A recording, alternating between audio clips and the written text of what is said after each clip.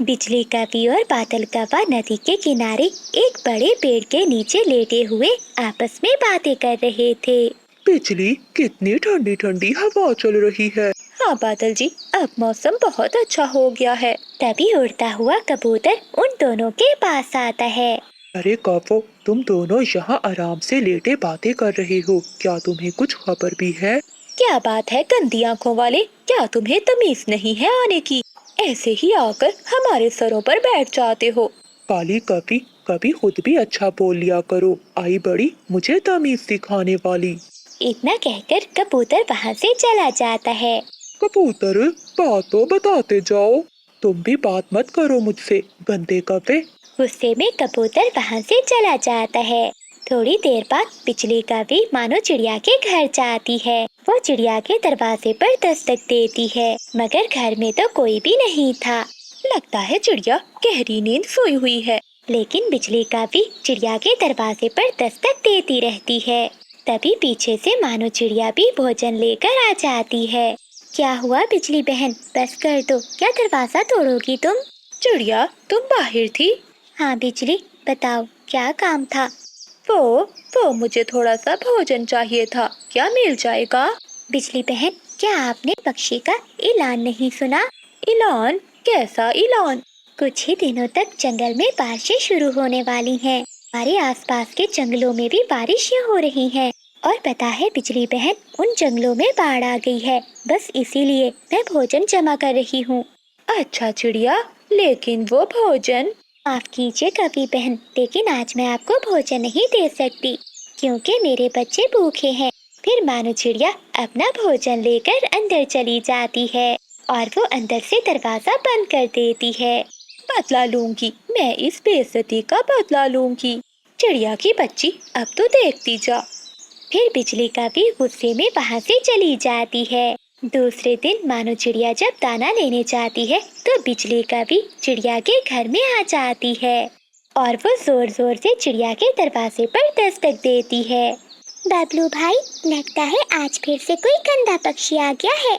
मम्मा भी तो घर पर नहीं है, अब बताइए क्या करें, नहीं तो ये पक्षी हमारे घर का दरवाजा ही तोड़ देगा। डरो मत मीना बहन, ये अभी चला जाएगा। मुझे सब पता है मीना बबलू, तुम दोनों अंदर ही हो। बहुत अच्छा होगा, आराम से दरवाजा खोल दो, नहीं तो मैं तुम्हारी मम्मा को मार डालूंगी। ये हमें डरा रहा है मीना बहन, आप चुप ही रहना। बबलू भैया, अगर सच में हमारी मम्मा को कुछ हो गया तो हम खुद को कभी माफ नहीं कर पाएंगे। हमें दरवाजा खोल देना चाहिए। दोनों बच्चे डरते हुए दरवाजा खोल देते हैं। ये हुई ना अच्छे बच्चों वाली बात।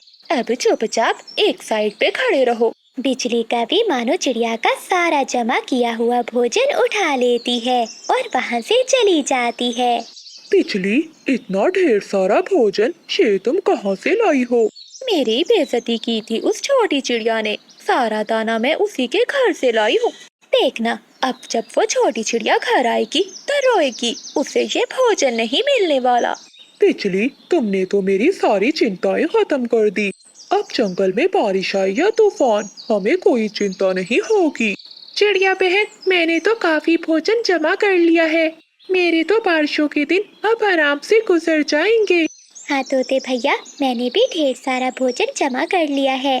बहुत मेहनत की है मैंने, अब तो मेरे पंख भी दर्द करने लगे हैं। हवाएं बहुत तेज हो रही हैं। दोस्तों, अब हम सबको अपने अपने घर जाना चाहिए।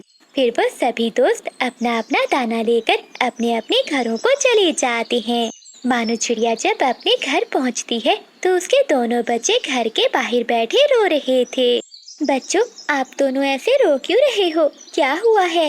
मम्मा, वो बिजली आंटी आई थी, उन्होंने हमें बहुत डराया और हमारा सारा भोजन भी उठा कर ले गई। कवि, ये तुमने अच्छा नहीं किया। बच्चों चुप हो जाओ, चलो अंदर चलो।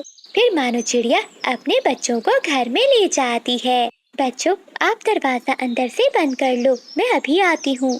मम्मा, आप उस आंटी के पास मत जाना, वो बहुत बुरी है, वो आपको नुकसान भी पहुँचा सकती हैं। बबलू बेटा, वो कभी मेरा कुछ भी नहीं बिगाड़ सकती, तुम दोनों डरो मत, मैं अभी आती हूँ।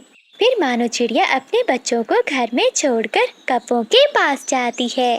बिजली, तुम ये सारा दाना मेरे घर से लाई हो। चोर कौवे, क्या तुम्हें पता भी है कि ये सब दाना मैंने कितनी मुश्किल से इकट्ठा किया है। अब जल्दी से मेरा सारा भोजन मुझे वापस करो। छोटी चिड़िया, अपनी चोंच बंद कर कर भाग जाओ यहाँ से, वरना मैं तेरी चोंच ही तोड़ दूंगी। ये दाना हमारा है, जाओ चिड़िया, कहीं और जाकर अपना दाना ढूंढो। मानो चिड़िया रोने लगती है। अगर ये भोजन मैं नहीं खा पाई, मेरे बच्चे नहीं खा पाए, तो तुम दोनों के नसीब में भी नहीं होगा। ऊपर वाला तुम्हें कभी माफ नहीं करेगा, वो जरूर न्याय करेगा। चल भाग जा चिड़िया यहाँ से, अब गरीबों वाला रोना धोना यहाँ न कर। चल चल भाग। मानो चिड़िया रोती हुई वहाँ से चली जाती है। कुछ ही देर में जंगल में आंधी के साथ तेज बारिश शुरू हो जाती है। मानो चिड़िया बारिश में अपने घर चली जाती है। बिजली, आज वो छोटी चिड़िया कुछ ज्यादा ही बददुआएं देकर गई है। बादल, छोड़ो उसे और तुम ये दाना खाओ।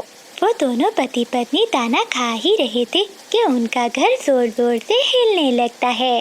बादल, ये क्या हो रहा है? जल्दी से बाहर निकलो। जोर से बादल गरजता है और कौवों का घर नीचे आकर गिरता है।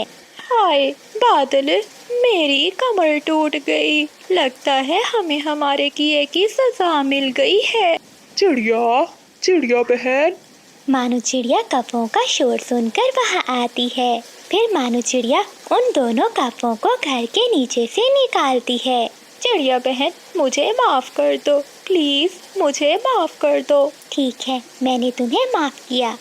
इतना कहते हुए मानो चिड़िया अपना भोजन उठाती है और वापस अपने घर की ओर चली जाती है। बादल जी, चिड़िया तो गई, अब हम क्या करेंगे? बिजली, मेरे तो सर पर चोट लग गई है, मुझे तो कुछ भी समझ नहीं आ रहा। वो दोनों कौवे बारिश में बैठे रो रहे थे।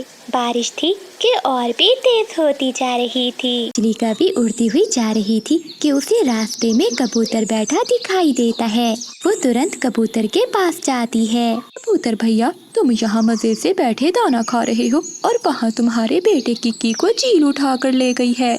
बिजली, सच बताओ। भला मुझे क्या जरूरत है झूठ बोलने की? बंटी कबूतर अपना दाना वहीं छोड़कर जल्दी से अपने घर की ओर भागता है। शरारत करना कोई मुझसे सीखे, झूठ बोलकर मुफ्त का दाना मिल गया है। कैसे बेवकूफ बनाया इस गंदी आंखों वाले को। किकी बेटा, आप ठीक तो हो ना? हाँ बाबा, मैं तो ठीक हूँ। मैं तो घर के बाहर बैठा आपका इंतजार कर रहा था।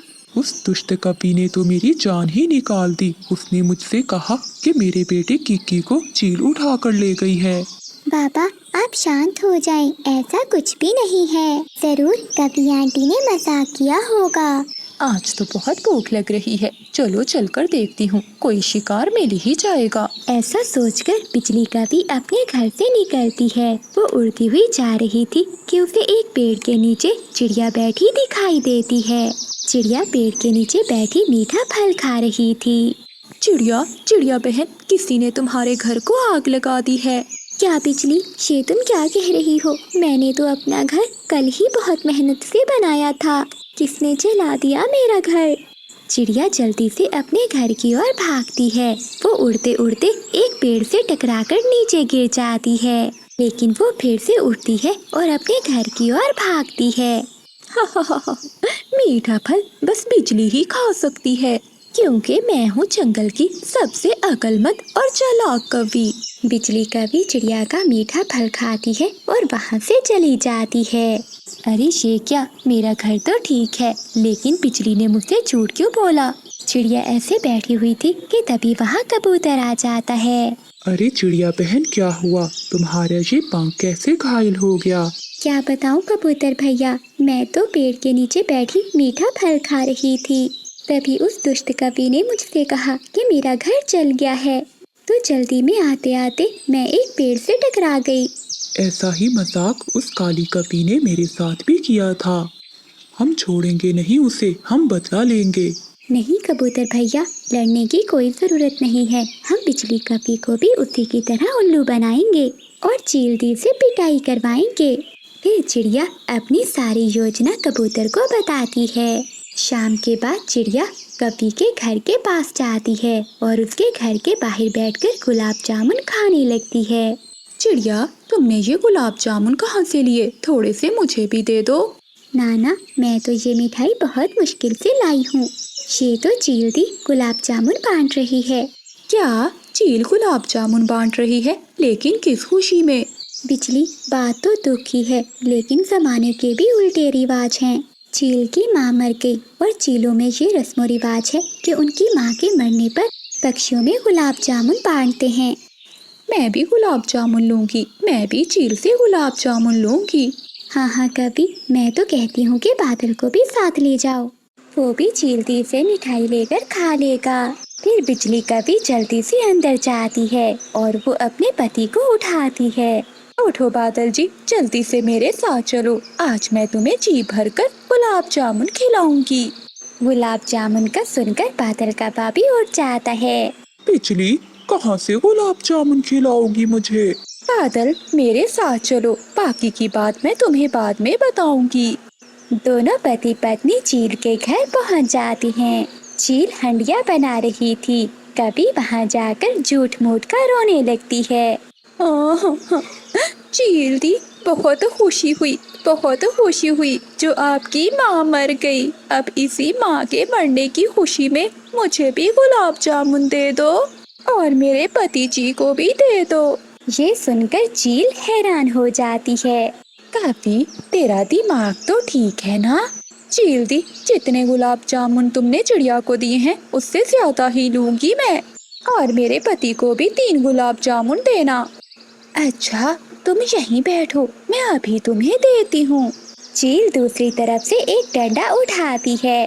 फिर चील उस लाठी से उन दोनों को मारती है। चील दी, अगर गुलाब जामुन नहीं देने तो ना दो, लेकिन हमें मारो तो ना। कमबख्त काफी, मेरी माँ बिल्कुल ठीक है, किसी ने तुमसे मजाक किया है। किसी तरह वो दोनों काफी अपनी जान बचाकर वहाँ से भागते हैं। बिजली बहन, कैसी लगी चील की मिठाई? स्वादिष्ट थी चिड़िया बहन, बहुत स्वादिष्ट थी। फिर चिड़िया और कबूतर हंसने लग जाते हैं और वो पति पत्नी काई काई करते हुए वहाँ से भाग जाते हैं। देखना कबूतर भैया, अब ये कभी किसी से भी मजाक नहीं करेगी, बहुत होशियार समझती थी अपने आप को। फिर चिड़िया और कबूतर भी अपने अपने घरों को चले जाते हैं। तेज बारिश में बादल कव्वा अपने घर के बाहर बैठा हुआ था। ये पक्षी भी बहुत चालाक हो गए हैं, क्या जाता है इनका, अगर एक दाना मुझे दे दिया करे। अब तो जंगल का कोई पक्षी भी मेरा विश्वास नहीं करता, क्या करूं मैं? आज तो भूख भी बहुत लगी है और ऐसी बारिश में अब मैं दाना कहाँ से ढूंढने जाऊंगा? तभी उसे दूर से बंटी कबूतर दाना लेकर आता हुआ दिखाई देता है। ये कबूतर तो मेरा बहुत बड़ा दुश्मन है, ये तो कभी मेरी बातों में नहीं आएगा। तभी कफे के दिमाग में एक नई शरारत आती है। जैसे ही कबूतर कफे के पास पहुंचता है तो बादल कव्वा नीचे लेट जाता है और अपनी आंखें बंद करके जोर जोर से हिलने लगता है। कफे को ऐसा करता हुआ देखकर कबूतर जल्दी से वहाँ आता है। बादल कव्वे, क्या हुआ तुम्हें? लेकिन कव्वा कोई जवाब नहीं देता और वैसे ही करने लगता है। बंटी कबूतर थोड़ा सा पानी कव्वे के मुंह में डालता है, लेकिन कव्वा फिर भी वैसा करना ही जारी रखता है। पता नहीं इसे क्या हो गया है, ऐसा करता हूँ, थोड़ा सा दाना खिलाता हूँ, शायद ये ठीक हो जाए। कव्वा जब ये सुनता है वो तो खुशी से फूल जाता है। फिर कबूतर दाना कव्वे को खिला देता है, तभी कव्वा भी उठ जाता है। बादल कव्वे, मैं तो घबरा ही गया था, तुम्हें क्या हुआ था? तुम्हें क्या बताऊं कबूतर के मुझे क्या मसला है। सभी पक्षी समझते हैं कि मैं बहुत काहिल और सुस्त हूँ, लेकिन कोई ये नहीं जानता कि मुझे कितनी बीमारियाँ हैं। 3-4 रोज से तो मैं कुछ ज्यादा ही बीमार हूँ। बैठे बैठे ही चक्कर आने लगते हैं और मन घबराने लगता है। तुम ही बताओ कबूतर कि ऐसी हालत पे मैं कैसे काम करूं? मेरी जिंदगी का तो अब कोई भी भरोसा नहीं है। बादल, ऐसा तो ना कहो, हम सब है ना तुम्हारे साथ। हम सबको ये तो नहीं पता था कि तुम इतने बीमार हो। मैं सभी पक्षियों से कह दूंगा कि तुम्हारा ख्याल रखें। कौवे के दिल में तो लड्डू फूट रहे थे। फिर कबूतर वहाँ से चला जाता है। मैं भी कौवा हूँ, जितना ऊपर से काला हूँ उतना ही अंदर से काला हूँ। ये तो मेरी शान के खिलाफ है कि मैं कोई काम करूँ। अब तो सारी जिंदगी ऐसे ही एक्टिंग कर कर खाऊंगा।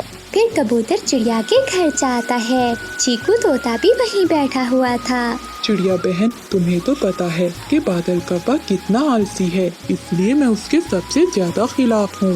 लेकिन असल बात का तो मुझे अब पता चला है। क्या हुआ बंटी भैया, आप इतने परेशान क्यों लग रहे हो?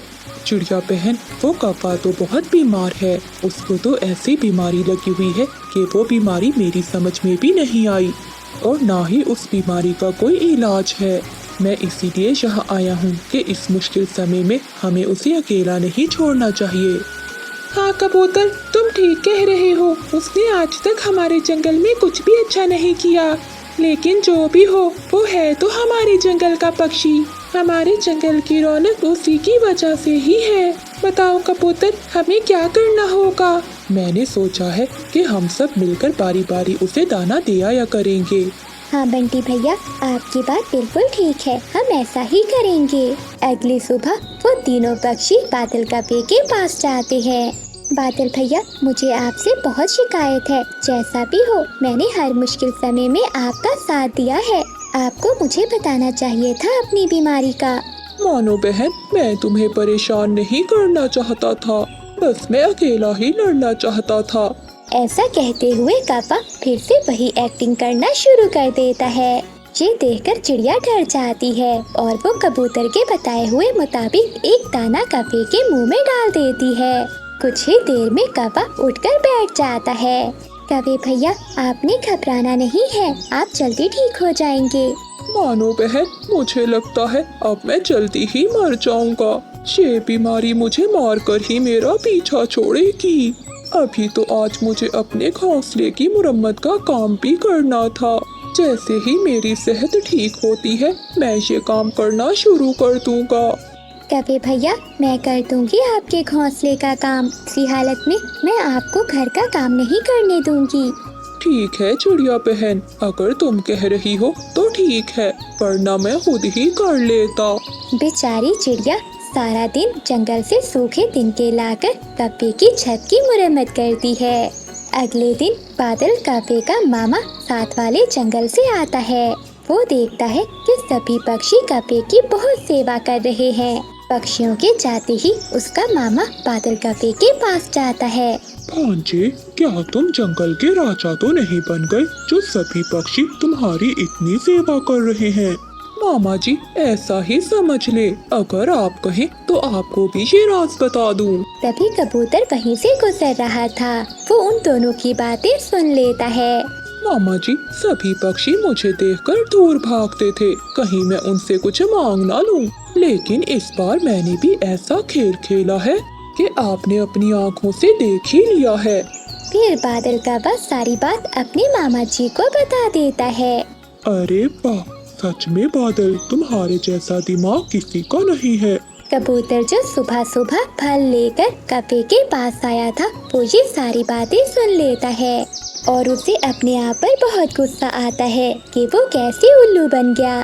लेकिन कौवे, अब तुम इस बात की चिंता ना करो, इसका बदला तो मैं तुमसे लेकर ही रहूंगा। फिर वो सभी पक्षियों को बुलाता है और उन्हें सारी बात बताता है। लेकिन बंटी भैया, अब हम क्या करेंगे? चिड़िया बहन, हम भी उसके साथ वैसा ही करेंगे जो उसने हमारे साथ किया है। हम भी वैसी ही एक्टिंग करेंगे जैसी वो करता है। कबूतर, क्या मतलब है तुम्हारा? मेरा मतलब है कि जब भी कौवा एक्टिंग करने लगे, जो पक्षी भी वहाँ हो वो भी वैसी एक्टिंग करने लग जाए। इससे क्या होगा? इससे वो खुद ही एक्टिंग करना छोड़ देगा। अब इससे ज्यादा हम कुछ भी नहीं कर सकते। उस दिन के बाद सभी पक्षी ऐसा ही करते हैं। दोपहर को मिठू तोता कौवे के घोंसले में जाता है। तोते को देखकर कौवा वैसे ही करने लगता है। तुरंत तोता भी लेटकर अपनी आंखें बंद कर जोर जोर से हिलने लगता है। ये देखकर बादल कौवा बहुत परेशान हो जाता है। शाम को जब रानू चिड़िया आती है तो कौवा उसे देखकर भी वैसी एक्टिंग शुरू कर देता है। तो मानो चिड़िया भी कौवे की एक्टिंग करना शुरू कर देती है। कौवा तो और भी परेशान हो जाता है। मैं तो ऐसे ही एक्टिंग कर रहा था। ये सभी पक्षियों को क्या हो गया है? अब मेरे दाने का क्या होगा? अगली सुबह कबूतर घबराया हुआ कौवे के पास जाता है। बादल यार, पूरे जंगल में तुम्हारी बीमारी फैल गई है। मैं अभी पास के जंगल में बुलबुल डॉक्टर से मिलकर आया हूँ। पता है उसने क्या कहा है? क्या कहा है उसने? उसने कहा है कि ये बीमारी जिसको सबसे पहले लगी है उसके दिल को निकालना होगा, फिर ही मैं उसके दिल की वजह से इस बीमारी को जान पाऊंगी। बादल यार, अब सभी पक्षियों की जिंदगी का सवाल है। मुझे पूरा यकीन है कि तुम अपने दोस्तों के लिए ये कुर्बानी जरूर दोगे। ये सुनकर बादल कौवे के तो रंग ही उड़ जाते हैं। लेकिन मुझे तो कोई ऐसी बीमारी है ही नहीं, तो क्यों मैं अपना दिल दूं? तभी बाकी सब पक्षी भी आ जाते हैं। मैं तो बस ड्रामा कर रहा था आप सबसे दाना लेने के लिए। कौवे, हम सब भी ड्रामा ही कर रहे थे तुमसे सच बुलवाने के लिए। क्या तुम खुद को ज्यादा होशियार समझ रहे थे, लेकिन तुमसे ज्यादा बुद्धू कोई भी नहीं है इस जंगल में। काश मैं बहुत अमीर पक्षी होता, मेरा भी बड़ा घर होता, ढेर सारा पैसा होता और ऐसी बारिश से बचने के लिए कोई छत होती। तिनकों के टूटे हुए घोंसले में चीकू तोता बैठा ऐसा सोच रहा था। जंगल में बारिश ने शोर मचा रखा था। चांदनी चिड़िया को दूर से आता हुआ चीकू तोता देख लेता है। टूट गया चीकू भैया, मेरा घोंसला भी टूट गया। जो दाना बचा कर रखा था वो भी पानी में बह गया, सब बर्बाद हो गया है। हाँ चांदनी बहन, मैं तो पहले से ही बहुत चिंतित हूँ क्योंकि कल से बारिशें हो रही हैं। आखिर ये हमारे तिनकों के घोंसले कब तक टिक सकते हैं? इन्हें तो टूटना ही है। चीकू भैया, मैंने सुना है कि बिजली और बादल दूसरे जंगल में किसी सुरक्षित जगह पर जा रहे हैं। चलो हम भी उन्हीं के साथ चले जाते हैं। चिड़िया, वो कौवे इतने अच्छे हैं तो नहीं, चलो जाकर देख लेते हैं। बादल, घोंसला उठाओ और मेरा मकई का भुट्टा ढूंढो। बिजली कौवी पेड़ की डाल पर बैठी हुई थी और बादल कौवा नीचे पानी में गिरे हुए घोंसले को इधर उधर करके गोरी कौवी का एक मकई का भुट्टा ढूंढ रहा था। यहाँ कुछ नहीं है, मैंने सब देख लिया है। शायद वो भुट्टा पानी में बह गया होगा। खुद तो पेट भर कर खा लिया, अब मैं क्या भूखी रहूंगी। बिजली, हमें देर हो रही है, हमें रात होने से पहले पहले दूसरे जंगल में जाना होगा। तभी चांदनी चिड़िया और चीकू तोता भी वहाँ पहुँच जाते हैं। बिजली, बादल भैया कहाँ है? वो बैठा है नीचे, मेरा मकई का भुट्टा ढूंढ रहा है। तभी बादल कौवा भी वहाँ आ जाता है। तभी भैया, मैंने सुना है कि आप दूसरे जंगल में किसी सुरक्षित जगह पर जा रहे हो। हाँ, मैं पिछले महीने गया था वहाँ। वहाँ एक गुफा है, हम वहीं जाकर बैठ जाते हैं, वहाँ हम बारिशों से बच जाएंगे। हाँ बादल भैया, अगर हम सब एक साथ होंगे तो एक दूसरे की मदद भी कर पाएंगे। बादल, अब जल्दी से चलो, मेरा तो शरीर कांप रहा है ठंड से। फिर कौवा आगे आगे उड़ता है और सभी पक्षी बादल कौवे के पीछे पीछे जाते हैं। वहाँ एक पहाड़ों के पास पुरानी गुफा थी। उस गुफा के दरवाजे पर ढेर सारा घास और बेलें उगी हुई थी। ये है वो पुरानी गुफा जिसकी मैंने पिछले दिनों खोज की थी। अंदर आ जाओ, अंदर से ये बिल्कुल साफ सुथरी है, हम सब यहाँ रह सकते हैं। बादल भैया, यहाँ तो हम बारिश से भी बच सकते हैं, अब हम जी सकेंगे। फिर वो सब उस पुरानी गुफा के अंदर चले जाते हैं। नोटी चोंच वाले, वहाँ बैठो चिड़िया के साथ। ये जगह मेरे बादल जी की है। कैसे मेरे करीब होकर बैठ रहा है, जैसे मेरा पुराना मित्र हो। चीकू भैया, आप मेरे पास आ जाएं। चांदनी और चीकू, ये खोज मेरे बादल जी ने की है। अगर तुम्हें यहाँ रहना है तो हमारे लिए दाना लाना होगा। हाँ, मेरी पत्नी ठीक कह रही है, फिर ही हम तुम दोनों को यहाँ रहने देंगे। कौवे भैया, आप तो हमेशा लड़ाई की बातें करते हैं, हम ला देंगे दाना भी आपको। चीकू भैया, हमें कुछ खाने को मिले ना मिले, मगर इनका पेट तो अब भरना ही होगा, वरना ये हमें यहाँ से निकाल देंगे। चांदनी बहन, तुम यहीं बैठो, मैं जाता हूँ दाना ढूंढने। नहीं चीकू भैया, तुम बैठो, मैं जाती हूँ। फिर चांदनी चिड़िया दाना लेने वहाँ से चली जाती है। जंगल में बारिश के कारण बहुत पानी था, कहीं भी कोई दाना नहीं मिल रहा था। बंटी, कबूतर और बुलबुल उड़ते हुए उस पुरानी गुफा के पास आ जाते हैं। कोई है यहाँ? हाँ, हम हैं यहाँ, बताओ क्या बात है। पक्षियों को देखकर बुलबुल और कबूतर खुश हो जाते हैं। मैं समझा कि यहाँ कोई भी नहीं होगा। ये तो बहुत अच्छा हुआ कि आप सब भी यही हो। हम दोनों भी रात गुजारने के लिए यहाँ आए हैं। ना, ये अब हमारा घर है और हम अपने घर में किसी को भी नहीं आने देंगे। बिजली, मैं तो तुम्हारी पुरानी दोस्त हूँ, क्या मुझे भी अंदर नहीं आने दोगी? गंदी मोटी बुलबुल, याद है तुम्हें वो दिन जब मैंने तुम्हारा दाना चुरा कर खाया था? तूने तो मार मार कर मेरी पूंछ तोड़ दी थी। कभी नहीं, हम तुम दोनों को यहाँ कभी भी नहीं आने देंगे। बिजली, वो बारिश में भीग रहे हैं बेचारे। अगर वो भीग रहे हैं तो भीगे, अगर तुम्हें इतनी ही चिंता है तो तुम भी उसके साथ चले जाओ। तभी चांदनी चिड़िया भी थक हार कर वापिस आ जाती है। बिजली, माफ करना, मुझे तो पूरे जंगल में एक भी दाना नहीं मिला। मुझे तो पहले ही पता था जो मिला होगा वो तुमने खा लिया होगा। बिजली, सच मैं भी भूखी हूँ। मैं इतनी लालची नहीं हूँ कि मेरे दोस्त भूखे हों और मैं अपना पेट भर लूँ। चीकू तोता चांदनी चिड़िया को बताता है। चिड़िया, कबूतर और बुलबुल बाहर बैठे हैं। बिजली और बादल उन्हें अंदर नहीं आने दे रहे। कवि और कवि, वो दोनों रात बारिश में कैसे गुजारेंगे? आप उन्हें अंदर आने दें। मैं तो इन्हें अंदर नहीं आने दूंगी, मरते हैं तो मरें। ठीक है बिजली, अगर तुम उन दोनों को अंदर नहीं आने दोगी तो हम भी यहाँ नहीं रहेंगे। चलो चीकू, ऊपर वाला हमें भी कोई सुरक्षित जगह दे ही देगा। फिर चांदनी चिड़िया चीकू तोते को लेकर वहाँ से बाहर चली जाती है।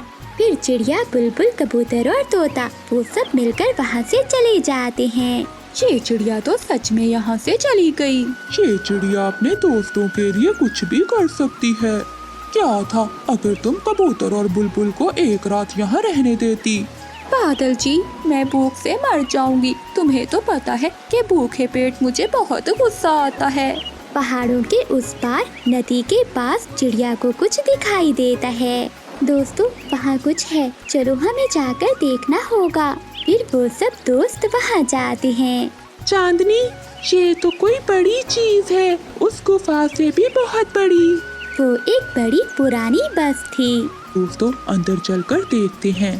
फिर वो सब पक्षी उस पुरानी बस में जाते हैं।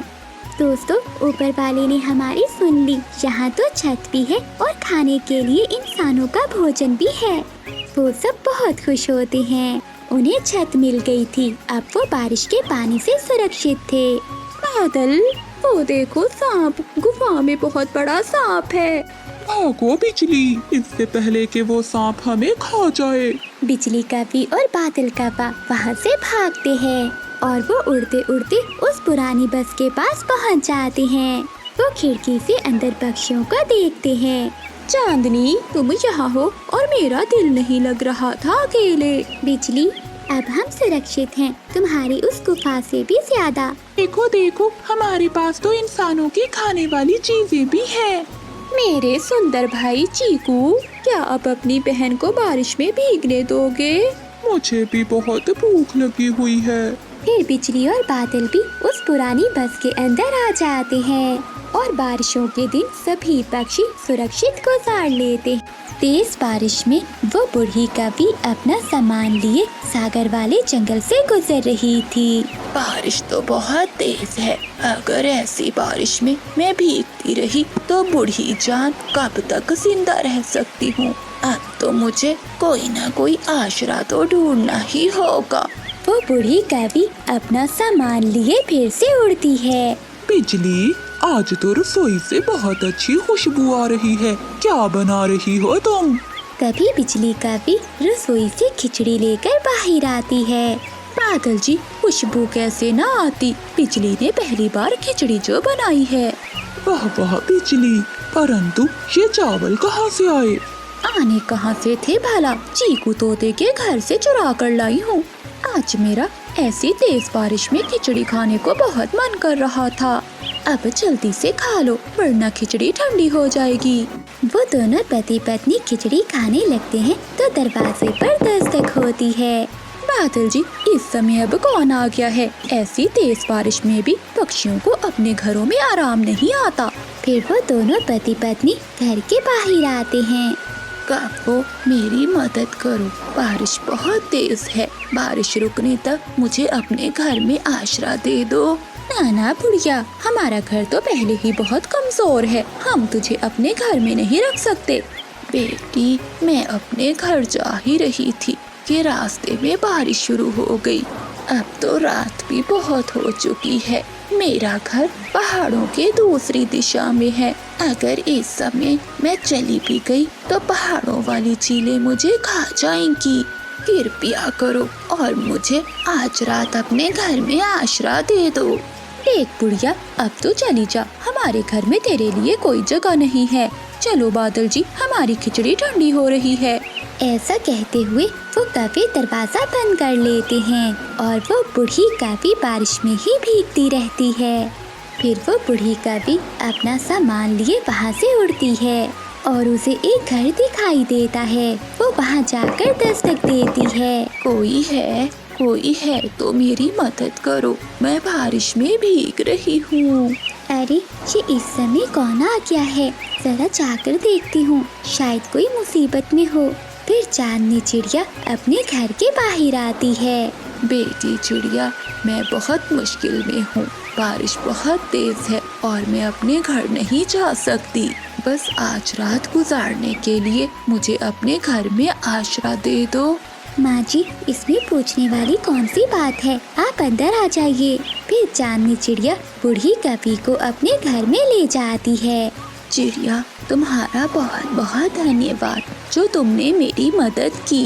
नहीं माँ जी, ऐसी कोई बात नहीं। आप ये दाना खा लीजिए, आपको भूख लगी होगी। फिर बूढ़ी कभी भोजन खा लेती है। फिर वो दोनों सो जाती हैं।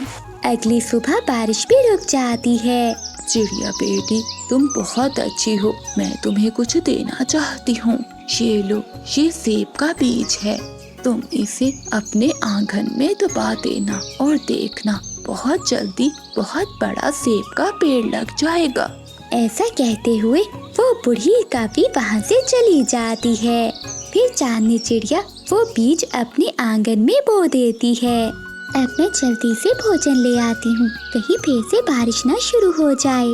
फिर चांदनी चिड़िया भोजन की खोज में चली जाती है। बिजली कभी अपने घर के बाहर बैठी हुई थी। वो देखकर हैरान होती है। बादल जी, जल्दी आओ, जरा देखो। बादल कपा जल्दी से बाहर आता है।